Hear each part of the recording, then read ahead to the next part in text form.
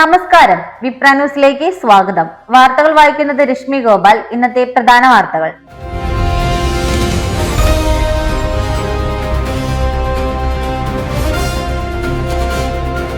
പിന്നിൽ നിന്ന് മുന്നിലേക്ക് സാമുറായികളെ വീഴ്ത്തി ബ്രസീൽ പ്രീ ക്വാർട്ടറിൽ.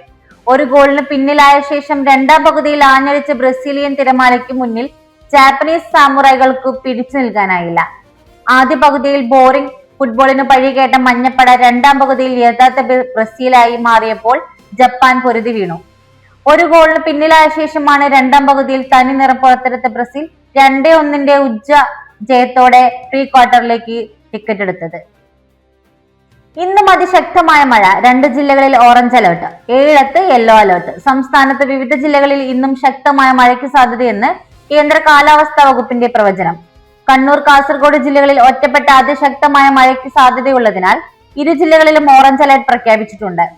ഇടുക്കി, എറണാകുളം, തൃശൂർ, പാലക്കാട്, മലപ്പുറം, കോഴിക്കോട്, വയനാട് ജില്ലകളിൽ ഒറ്റപ്പെട്ട ശക്തമായ മഴയ്ക്കുള്ള മുന്നറിയിപ്പാണ് യെല്ലോ അലർട്ടാണ്. ഒറ്റപ്പെട്ട ഇടങ്ങളിൽ ഇടിമിന്നലോട് കൂടിയ മഴയ്ക്ക് മണിക്കൂറിൽ 40 മുതൽ 50 കിലോമീറ്റർ വരെ വേഗതയിൽ ശക്തമായ കാറ്റിനും സാധ്യതയുണ്ടെന്നും കാലാവസ്ഥാ വകുപ്പിന്റെ മുന്നറിയിപ്പുണ്ട്. ഒരൊറ്റ ക്ലിക്കിൽ സർവ്വതും വിരൽത്തുമ്പിൽ. ഇന്ന് ലോക സോഷ്യൽ മീഡിയ ദിനം. ആശയവിനിമയത്തിന്റെ മുഖം മാറ്റിയ സോഷ്യൽ മീഡിയ ഇന്ന് നമ്മുടെ ജീവിതത്തിന്റെ ഭാഗമാണ്. അതിന്റെ പ്രാധാന്യം ഓർമ്മപ്പെടുത്താനാണ് ജൂൺ 30 ലോക സോഷ്യൽ മീഡിയ ദിനം ആചരിക്കുന്നത്.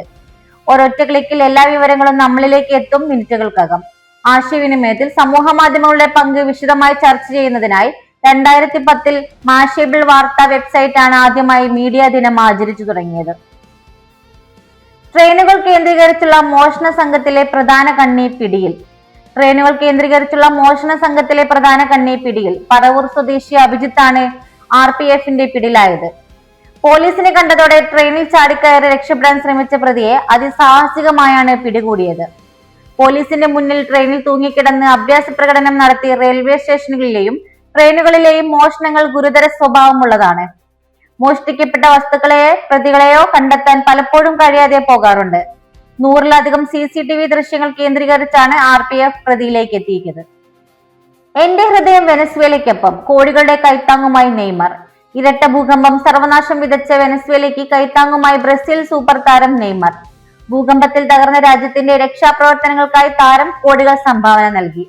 അടിയന്തര രക്ഷാപ്രവർത്തനങ്ങൾക്കും മറ്റ് സഹായങ്ങൾക്കുമായി താരം $2,50,000 2.5 കോടിക്കടുത്ത് ഇന്ത്യൻ രൂപ സംഭാവന ചെയ്തതാണ്.